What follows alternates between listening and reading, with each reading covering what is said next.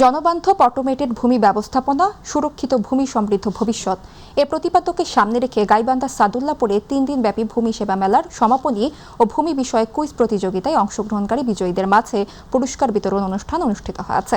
উপজেলা ভূমি অফিসের আয়োজনে উপজেলা পরিষদ হলরুমে এই অনুষ্ঠানটি অনুষ্ঠিত হয়।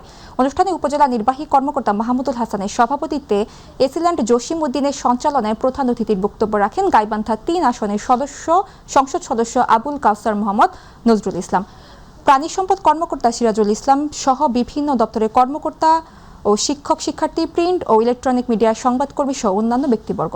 বক্তারা বলেন, জনগণকে ভূমি সংক্রান্ত যে কোনো সমস্যায় দালাল চক্র এড়িয়ে সরাসরি সরকারি সেবা গ্রহণের আহ্বান জানান। শেষে বিভিন্ন শিক্ষা প্রতিষ্ঠানের 5 জন কুইজ প্রতিযোগিতায় অংশগ্রহণকারী বিজয়ীদের হাতে পুরস্কার তুলে দেন গাইবান্ধা 3 আসনের সংসদ সদস্য।